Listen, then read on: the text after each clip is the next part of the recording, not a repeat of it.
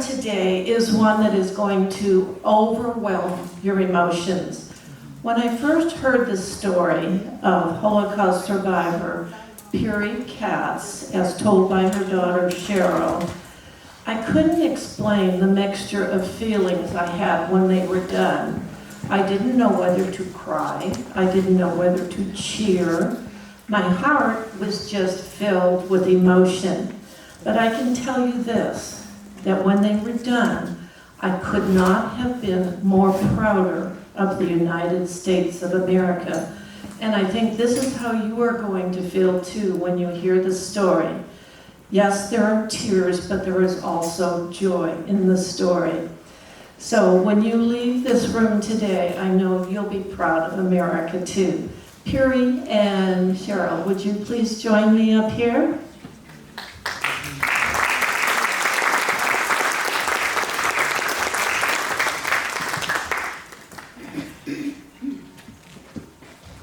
Piri is going to be 90. Piri is going to be 92 Monday.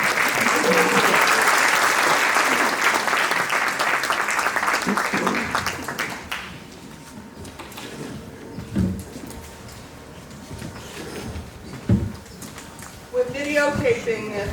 Two students from all the way from Los Angeles volunteering their time to videotape all the way from Los Angeles volunteering their time to videotape this so we can put this on the internet.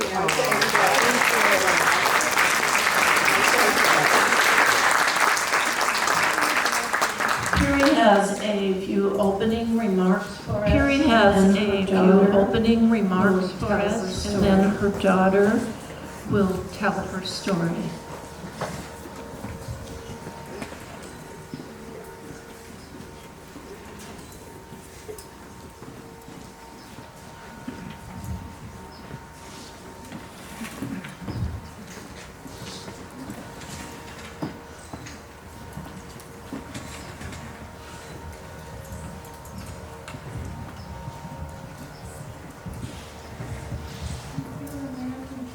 My dear American friends, my dear American friends, my daughter, read it for me, please forgive me. My daughter, read it for me, please forgive me.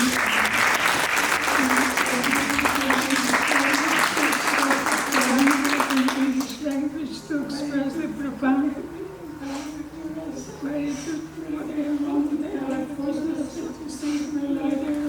the lives of the country's Jews, Christians, and the lives of the country's Jews, Christians, and Torah it says, he who saves one life, the Torah it says, if he who saves one life, the world's entire, if he saved the world's entire.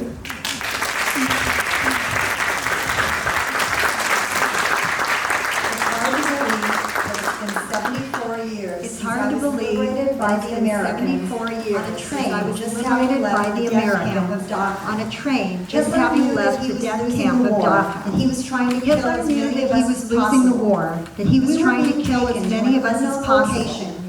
We were being taken to an unknown location where we would all be unloaded and shot by the Nazis with machine guns. Suddenly, we heard shooting and the train came to an abrupt stop. When the cattle car doors opened in the faint light, I could see the brave faces of the American soldiers. Americans, Americans! As we came off the train, half alive, we fell to our knees and began kissing the feet of the American soldiers. The American soldiers were all so humble as they helped us stand, and I learned my first American phrase, "Let's go, let's go," as everyone was being ushered into an area where we were given chocolates and powdered milk packets. Sadly, many of the survivors' stomachs blew up from eating too much, too fast, and they died right there. For the rest of us, we were taken back to Dachau, where that death camp now became a displaced persons camp.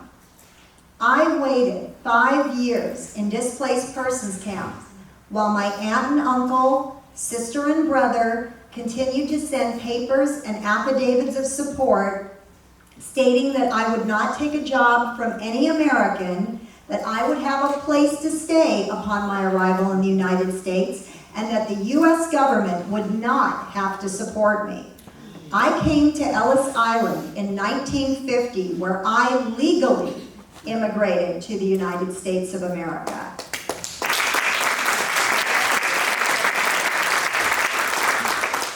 It was the happiest day of my life. I came to this country not to fly Czechoslovakian flags nor hang pictures of former Czech President Masaryk, but rather to become a part of the American fabric. I was and am a proud Jewish American. I learned English, worked as a seamstress, married my husband, a physician who had enlisted in the Army at 17 in World War II and fought under General Patton, and was wounded in the Battle of the Bulge. Had 4 daughters, all college graduates, one of whom, a law professor, is here today with me, and I lived to see 8 beautiful grandchildren. I was taken to the ghetto on the eve of Passover 1944, the holiday of freedom. In a matter of moments at age 14, I had my freedom ripped out from under me as I went on to the death camps of Auschwitz, Geislingen, and Dachau, and watched as my parents, older married sisters and their children, younger sisters and brothers, and countless relatives and friends were all gassed and burned in the crematoria of Auschwitz. I am forever grateful that we have a president who not only respects our military and law enforcement, but is a true friend to all Americans, the Jewish people and all people of faith, and the state of Israel.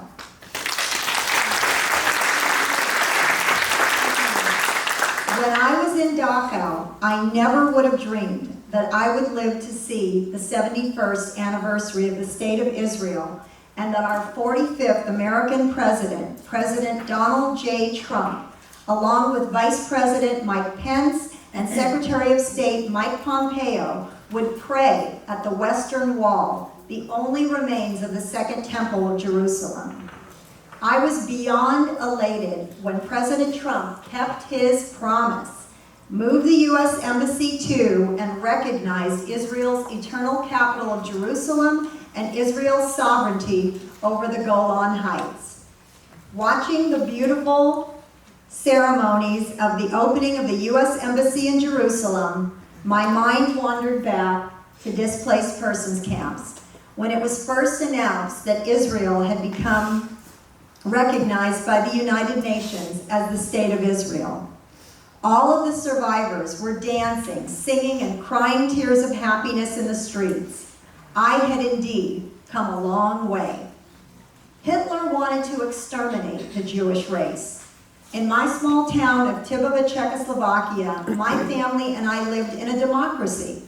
We were one of 3 families living amongst Greek Catholic families. We owned 2 mills, farms, orchards, and my family of 11 children and 2 parents, along with 4 nieces and nephews, were all Orthodox Jews. On that fateful Passover night, we were forcefully taken from our home to a walled-in ghetto filled with dead and dying fellow Jews.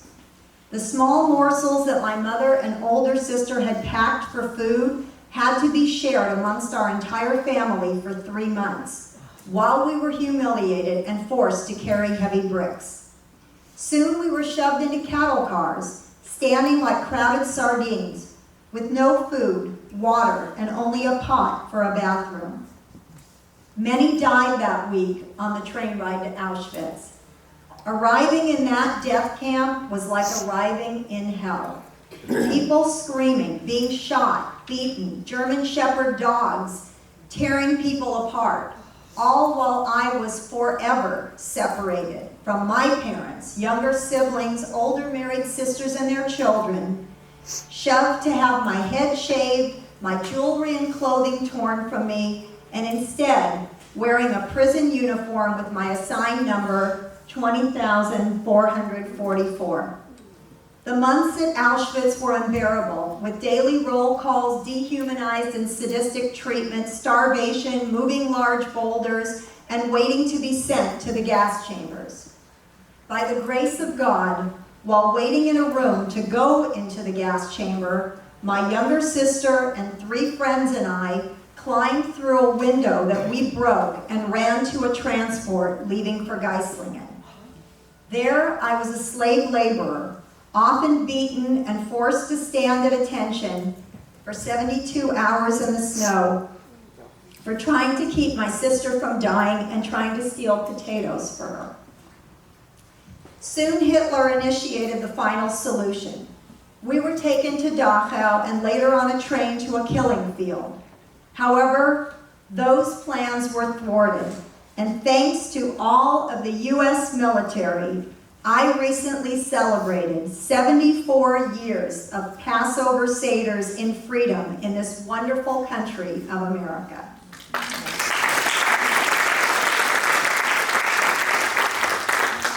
For those who have never lost their freedom, they cannot appreciate what real freedom is. There is nothing more precious to a human being in this life than to have freedom. It breaks my heart when I see young people on college campuses desecrating the American flag, athletes refusing to stand for the national anthem, or people refusing to say the Pledge of Allegiance. I worry about the rise throughout the world of anti-Semitism and the BDS movement. It hurts and angers me when members of Congress, like the Squad, Hollywood performers and entertainers, and many in the mainstream press propagandize against the USA, wrongfully call President Trump Hitler, a maniacal maniac who murdered 6 million Jews and millions of Christians and others, mischaracterize supporters of President Trump and Republicans as Nazis, have the audacity to compare U.S. border facilities to concentration camps and disrespect our military, ICE agents, and Border Patrol, under whose blanket of freedom we are all protected each and every day. Thanks to our U.S. military, America is great because of its goodness. Our U.S. military heroes have twice liberated Europe. The people of the Soviet Union has been a beacon of hope to the world, and so many in our military continue to serve our country with honor. Our brave veterans gave their all, and so many lost their lives so that we can live as free people. People often ask me if I worry about the rise of anti-Semitism in the Democratic Party. After hearing my history at the hands of anti-Semites and under socialism and Nazism, there should be no question. I do not want my children, grandchildren, and the people in our country, the United States of America, that stands for freedom and liberty, to fall victim to those evil ideas. It is beyond belief for me to think that today in America, bipartisan support for our ally Israel no longer exists. It's frightening for me to realize that a major political party in the United States of America, the Democratic Party, is the new home for anti-Semitic and anti-Israel sentiment. Just a few weeks ago, at the Soros-funded J Street Conference, former Vice President Joe Biden, Democrat Speaker of the House Nancy Pelosi, and Democrat Senate Minority Leader Chuck Schumer spoke at that week-long conference in Washington, D.C. that included speakers from anti-Israel organizations such as If Not Now, the New Israel Fund, and the PLO National and Central Councils. In addressing their audience, Bernie Sanders, Pete Buttigieg, and Elizabeth Warren stated that if Israel refuses to agree to a two-state solution with the Fatah and Hamas, who, by the way, are recognized as terrorist groups by the United States, and who reward killers of Israelis by naming streets after them, those Democratic candidates all emphatically stated that if elected president, the U.S. relationship would drastically change with Israel. Bernie Sanders went as far as to suggest that all U.S. aid to Israel be taken away and instead given to the Palestinians in Gaza.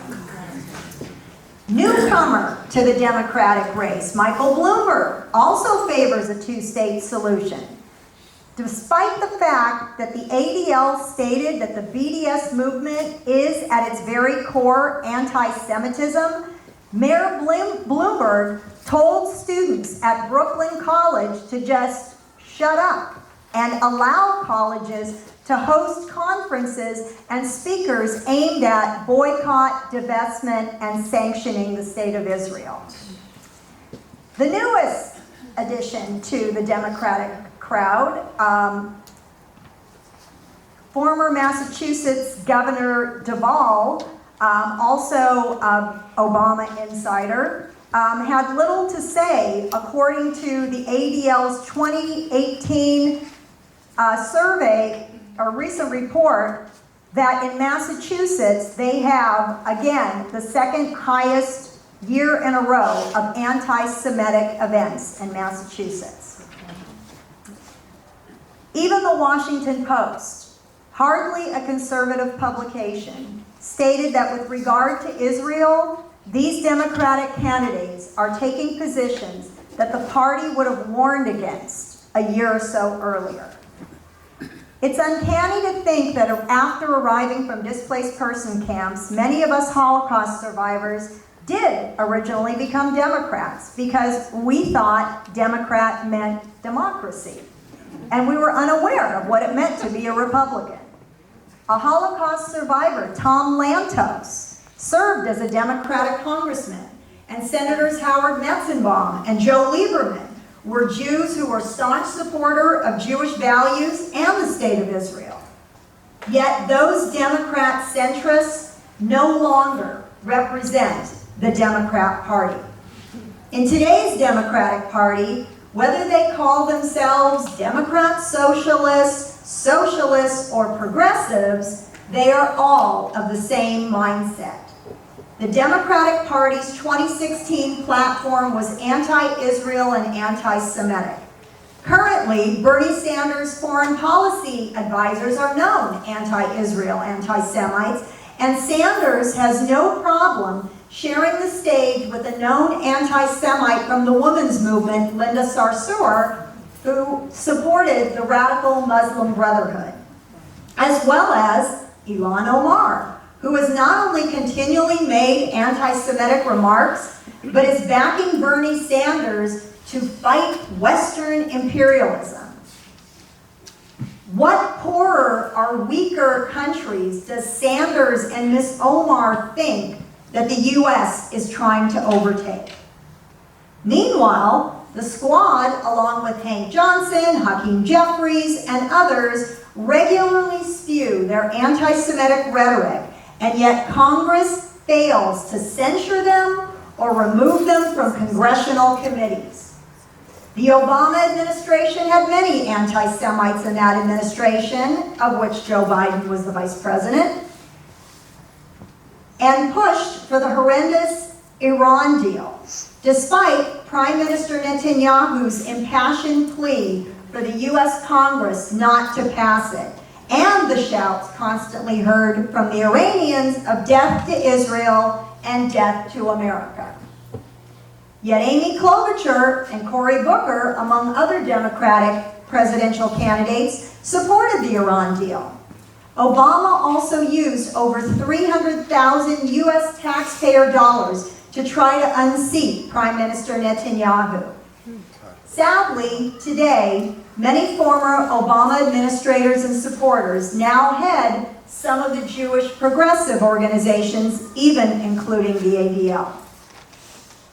All of the Democratic candidates running in 2020 not only unjustly refer to President Trump as a racist, but labeled Prime Minister Netanyahu and his government racist as well. Every single Democrat running for president in 2020 has praised and knelt at the altar of race baiter and anti-Semite Al Sharpton, a White House regular guest under Obama, who incited the Crown Heights riots in New York, where a Jewish yeshiva boy was killed. Even Kamala Harris and Barack Obama have no problem being in photo ops with one of the biggest anti-Semites, Louis Farrakhan. And Linda Sarsour is Farrakhan's biggest fan.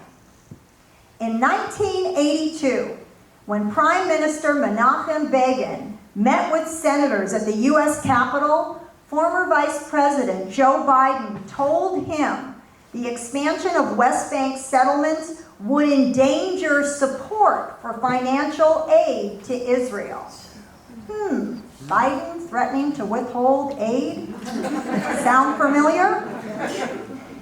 Begin reportedly replied, "Don't threaten us with slashing aid."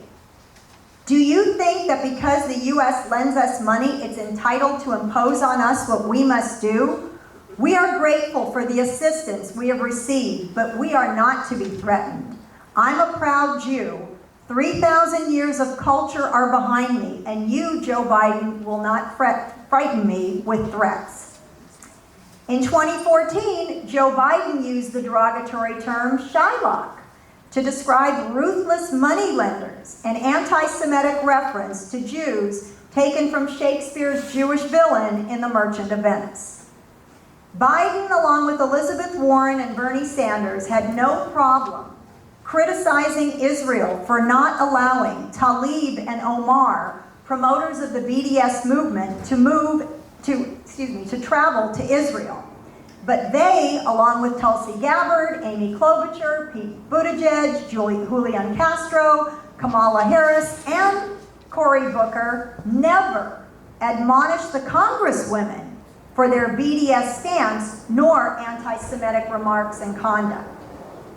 People who call themselves anti-fascists, Antifa, are exactly like the fascists. The violent tactics they employ are the same as utilized by the Nazi brown shirts. Anyone who disagrees with these progressives are beaten, threatened, and have their speech restricted. Ironically, Orthodox Jews Dennis Prager and Ben Shapiro have been labeled as Nazis. Prager videos are routinely censored on YouTube, and Shapiro's speaking engagements, along with those of other conservatives, are often shut down on college campuses. As recently as this past week, when Ben Shapiro was invited by the Stanford College Republicans to speak, posters and flyers were sent out portraying Shapiro as an insect in need of extermination. So much for the tolerant left. The racist accusations and lies that Democrats tell mimic those same lies that Hitler told. Before the Nazis took power, so many thought that Hitler would just be ignored or considered crazy, just as people think the same about today's radical squad. Yet, as Hitler said, if you tell a lie often enough, people will believe it. Many Jews during World War II believed that because they were rich or not religious, they would not be affected or their lives would be spared. But they were sadly wrong. Yet Jews are not their only target. Anyone who does not align themselves with the Democratic left is a target. At the recent Democrat town hall debate, all supporters of President Trump were labeled as racists, aiders and abettors of a make-believe wrongdoing that have no basis in truth. Julian Castro has no problem doxing donors of President Trump, and Kamala Harris has demanded that Twitter ban President Trump. After the recent Ohio Democratic Party debate, Tom Steyer, in an interview with Fox News' Shannon Bream, while he was pushing the impeachment narrative against President Trump, not only spewed his venomous allegations, but made horrible insinuations about President Trump, all while stating that Steyer's father prosecuted the Nazis at Nuremberg. Well, Mr. Steyer, I lived under the Nazis. How dare you make such a preposterous comparison, yet again, of President Trump to Nazis? Democrat presidential candidates like Beto O'Rourke and Pete Buttigieg spoke of punishing synagogues, churches, and mosques based upon their beliefs about clergy marrying gay people. Interestingly, though, not one Democrat spoke up in defense of a gay Asian reporter, Andy Ngo, beaten by Antifa thugs.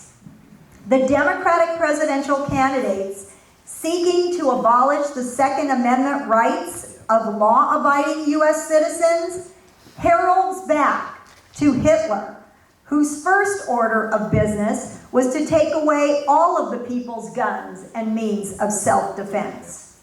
Obama went after nuns, the little sisters of the poor, for their unwillingness to provide the day-after pill to end pregnancies. Former President Obama also referred to many religious people as clinging to their guns, Bibles, and God. Former Secretary and twice-failed presidential candidate Hillary Clinton also referred to women who dare not vote for her as being controlled by their husbands, and all Trump supporters as irredeemable deplorables. Hitler, too, separated people into groups and labeled them as undesirables.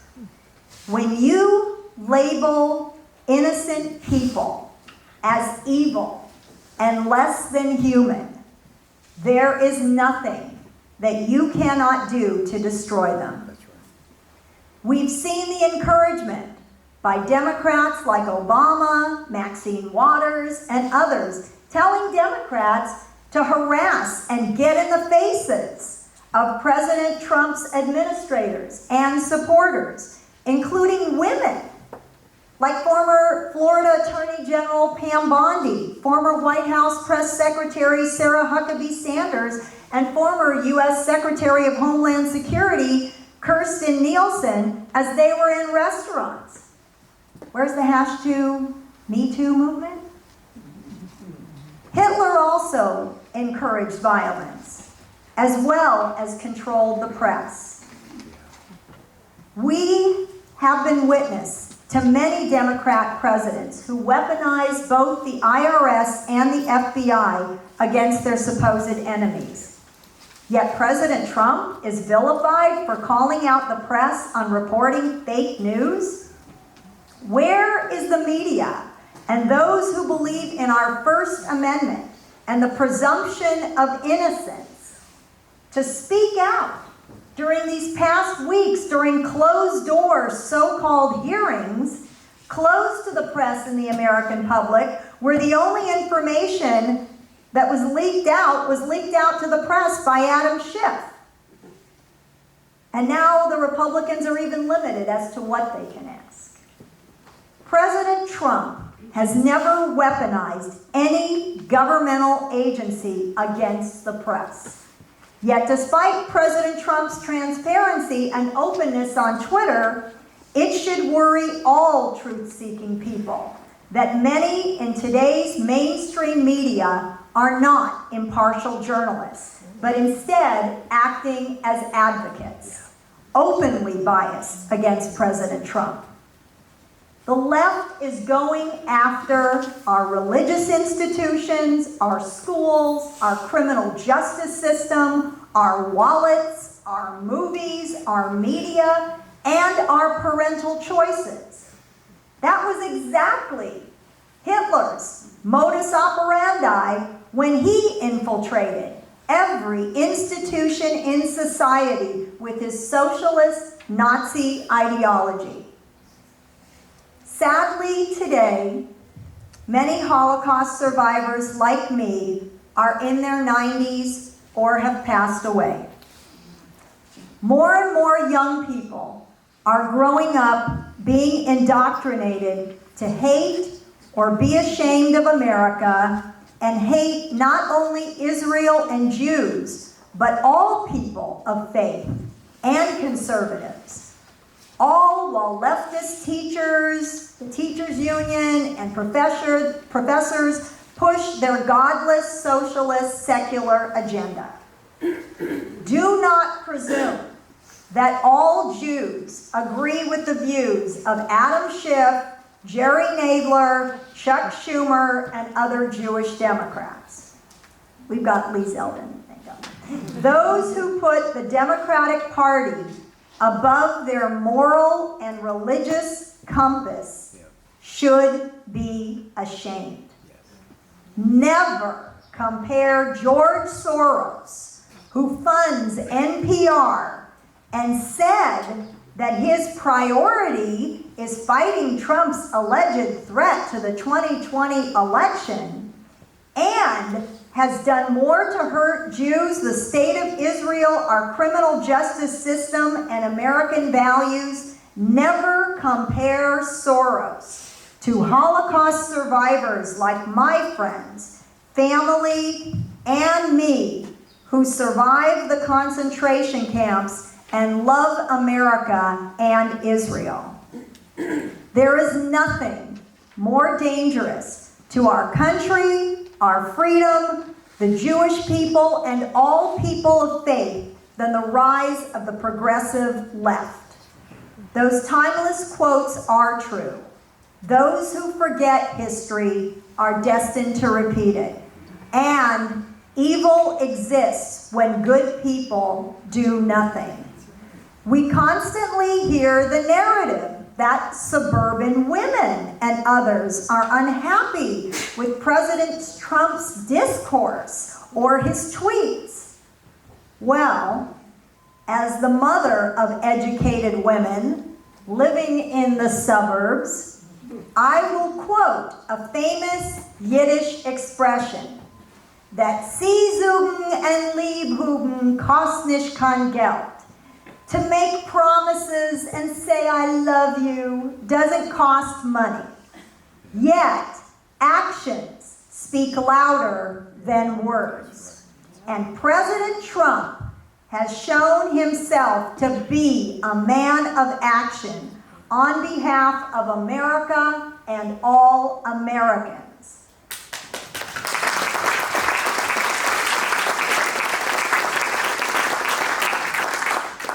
Thankfully, many are waking up to this reality.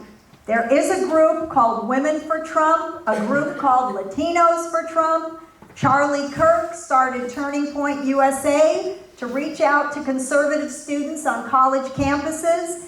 Candace Owens of Turning Point USA has started a Blexit movement, motivating African Americans to leave the Democratic Party. Brandon Straka, a former liberal gay young man, has started a movement entitled Walk Away from the Democratic Party. And the Jexodus movement, with spokesperson Elizabeth Pipko, is encouraging Jews to leave the Democratic Party as well. We must follow their lead and speak out now in our synagogues, churches, to our legislators, family, and friends, to stand up against anti-Semitism, anti-Israel sentiment, and against socialism. None of those ideologies have any place in an American political party or in America at all. We are at a pivotal moment in the history of the United States of America. Our president is under constant attack from the left. President Trump and we, patriots, are fighting to save our country of the United States of America that our founding fathers envisioned for us.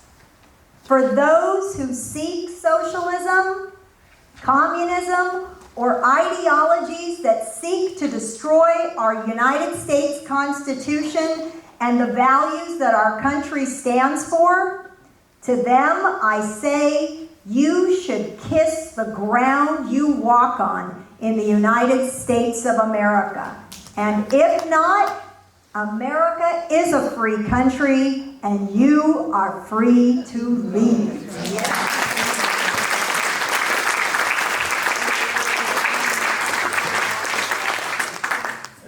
Yet to all of those who feel as I do, that we are so blessed to live in this free country of the United States of America, where we have the opportunity to thrive, live in freedom, and pursue happiness.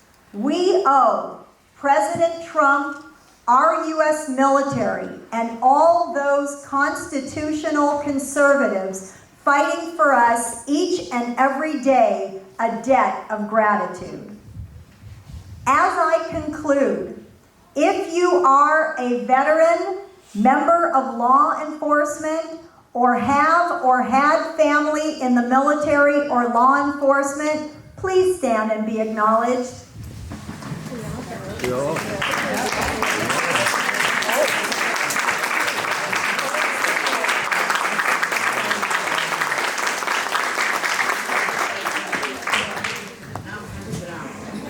At 91 and a half years old, and she'll be 92 on Monday,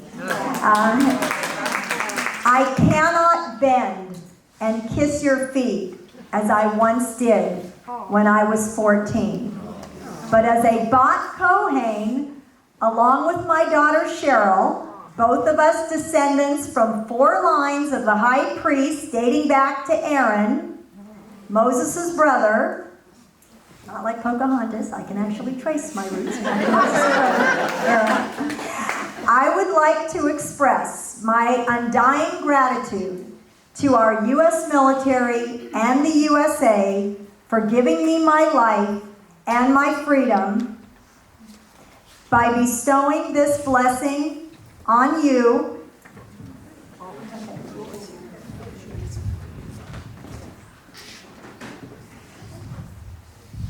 And on all who are assembled here today. Want to make the Kohanim sign?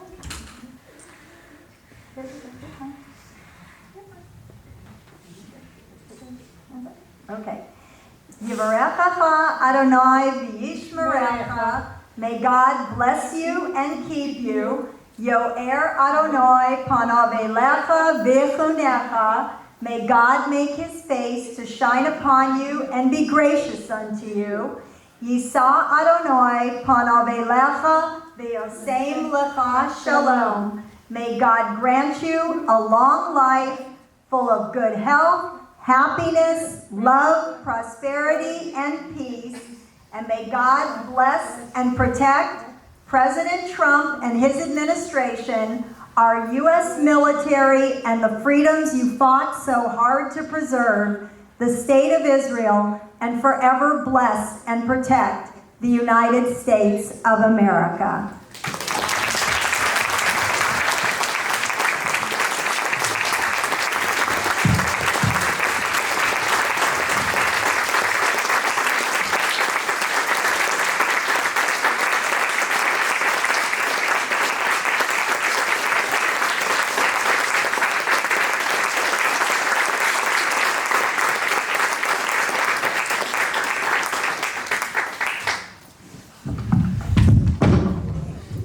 Thank you, Sharon.